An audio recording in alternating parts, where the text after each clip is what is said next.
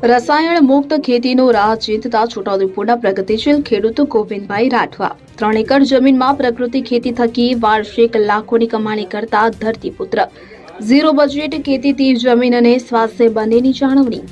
આજના યુગમાં જ્યારે રાસાયણિક ખાતરો અને જંતુનાશકોના વધુ પડતા વપરાશને કારણે જમીનની ફળદ્રુપતા ઘટી રહી છે અને માનવીય સ્વાસ્થ્ય પર જોખમ વધી રહ્યું છે, ત્યારે છોટાઉદેપુર જિલ્લાના સિમલફળિયા ગામના એક સામાન્ય ખેડૂત ગોવિંદભાઈ રાઠવાએ પ્રાકૃતિક ખેતી અપનાવીને સફળતાનો નવો આયામ સર કર્યો છે। માત્ર 3 એકર જમીનમાં દેશી ગાય આધારિત ખેતી કરીને તેઓ આજે વાર્ષિક લાખો રૂપિયાની કમાણી કરી રહ્યા છે। ગોવિંદભાઈ વર્ષ 2011થી ગાય આધારિત ખેતી તો કરતા જ હતા, પરંતુ વર્ષ 2019માં ગુજરાતના મહામહિમ રાજ્યપાલ શ્રી આચાર્ય દેવવ્રતજીના માર્ગદર્શન અને તાલીમ કાર્યક્રમોથી પ્રેરાઈને તેમણે સંપૂર્ણપણે પ્રાકૃતિક કૃષિ પદ્ધતિ અપનાવી અને આજે તેઓ બીજામૃત, જીવામૃત, ધનજી, જીવામૃત, બ્રહ્માસ્ત્ર અને દલસ્પર્ણી અર્ક જેવા પ્રાકૃતિક સ્ત્રોતોનો ઉપયોગ કરીને ઝેરી મુક્ત ખેતી કરી રહ્યા છે। ગોવિંદભાઈ જણાવે છે કે શરૂઆતમાં તેમણે પ્રાયોગિક ધોરણે 1 એકરથી શરૂઆત કરી કે જે સફળ રહેતા આજે 3 એકરમાં ખેતી કરે છે। તે મુખ્યત્વે શાકભાજીના ટામેટા, રીંગણ, મરચા, દૂધી, ગલકા, કારેલા અને ચોળી, જ્યારે ધાન્ય પાકમાં મકાઈ, ઘઉં, તુવેર, અડદ અને મગ લે છે। ખેતીના ખર્ચમાં ધરખમ ઘટાડો થવાને કારણે તેઓ તમામ ખર્ચ બાદ કરતા વર્ષે અંદાજે રૂપિયા 2.50 લાખનો ચોખ્ખો નફો મળે છે। ચાલુ વર્ષે માત્ર શાકભાજીના વેચાણથી તેમણે 2 માસમાં 45,000ની આવક મેળવી છે। પ્રાકૃતિક ખેતીના ઉત્પાદનોની ગુણવત્તા અને સ્વાદ એટલા શ્રેષ્ઠ હોય છે કે ગોવિંદભાઈને હવે માર્કેટમાં વેચાણ કરવા જવું પડતું નથી। અગાઉ જિલ્લા સેવા સદન ખાતેના સ્ટોલ પરથી ગ્રાહકો સાથે સંપર્ક વધ્યો અને હવે ગ્રાહકો સીધા જ ફોન દ્વારા ઓર્ડર આપીને ખેતરેથી માલ ખરીદી જાય છે। તેમને બજાર ભાવ કરતાં વધુ સારા ભાવ મળી રહ્યા છે। ગોવિંદભાઈ માત્ર પોતે જ ખેતી નથી કરતા, પરંતુ આત્મા પ્રોજેક્ટ અંતર્ગત સિમલફળિયા ક્લસ્ટરમાં CRP તરીકે સેવા પણ આપે છે। તેઓ સિમલફળિયા, વસેડી અને ધંધોડા ગ્રામ પંચાયતના ખેડૂતોને ભેગા કરીને ઝીરો બજેટ પ્રાકૃતિક ખેતી અંગે તાલીમ અને માર્ગદર્શન પૂરું પાડે છે।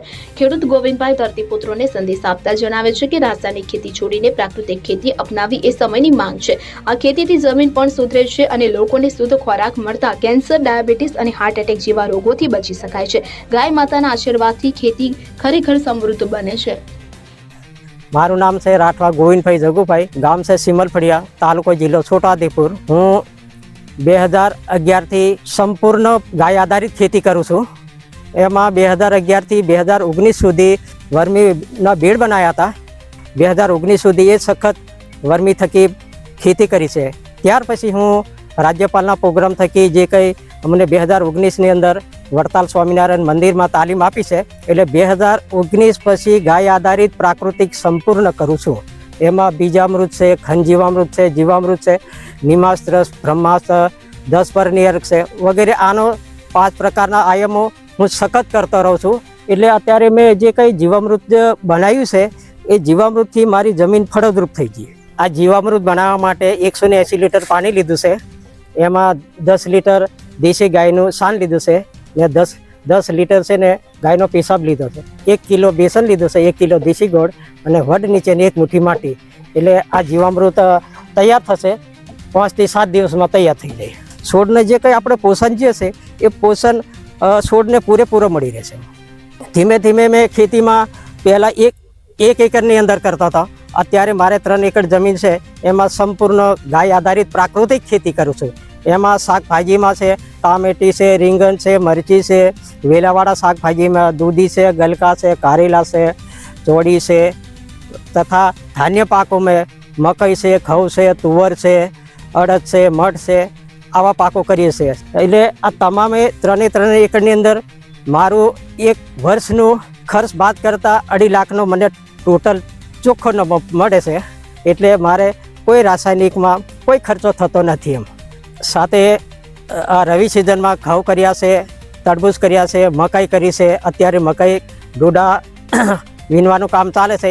જે કંઈ 2 મહિના આગળનું જે હું ફુલાવર, કોબીન એ કર્યું હતું શાકભાજીને એવું, એમાં મને અઢી મહિના પછીનું મારી રોકડ આવક તરીકે 45,000નું જેવું અંદાજે થયું છે। અત્યારે હાલમાં છે ને ત્યાં મેથી ફરીવાર 5મા ટર્મની નાખી છે, મરચી છે, લાલ લસણ છે, સફેદ લસણ છે, ડુંગળી છે, રીંગણ છે, અલગ અલગ વેરાયટીનું છે। 1 વર્ષની અગાઉ જે પ્રાકૃતિક ખેતી જે શાકભાજી કરી છે, થાના જીરું છે, હળદર છે, એ પકાવતા હતા, એ અમને જિલ્લા સેવા સદનમાં કલેક્ટર સાહેબે અમને સ્ટોલ તરીકે અઠવાડિયામાં 2 દિવસ સ્ટોલ ખોલવા માટે આપ્યો હતો।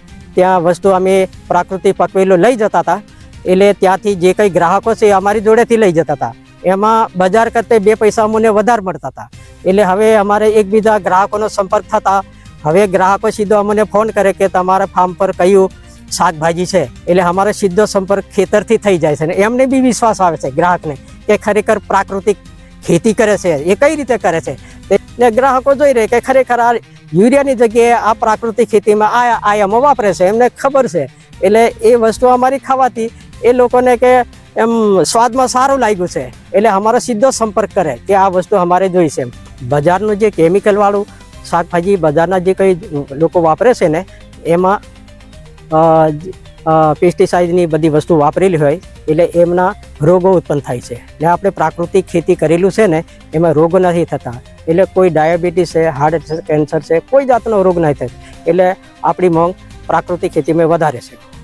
અમારા પ્રાકૃતિક ખેતીમાં અમારા બાપ દાતાઓ ખેડાઓ જે દેશી બિયારણ વાપરતા તે જ આજ સુધી અમે એ જ વાપરીએ છીએ. જેવું કે કાળી તુવર છે, લાલ તુવર છે, સફેદ તુવર છે, મકઈ છે, દેશી મકઈ છે, પીળી મકઈ છે, લાલ ચોખા છે, કોદરી છે, પછી રાગી છે, ઘઉં છે, આવા બધા જૂના પુરાને બિયારો જ વાપરીએ છીએ પ્રાકૃતિક ખેતીમાં. એટલે અમારે પ્રાકૃતિક ખેતીમાં નહીવત ખર્ચો થાય છે.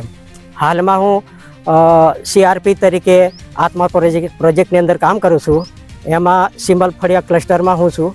એટલે મારે સિમલફળિયા ક્લસ્ટરમાં 3 પંચાયત આવે છે, સિમલફળિયા, ધંધોળ અને વસીડી. એમાં આજુબાજુના તમામ ખેડૂતોને હું પ્રાકૃતિક ખેતીની 0 બજેટની ખેતી કરવા માટે આહવાન કરું છું કે કેમિકલની ખેતી બંધ કરો અને પ્રાકૃતિક ખેતી તરફ આવો, જેથી કરીને જમીનની બીમારી નહીં થાય ને આપણે શરીરની બીમારી નહીં થાય ને ખર્ચમાં બી નહીવત થાય છે.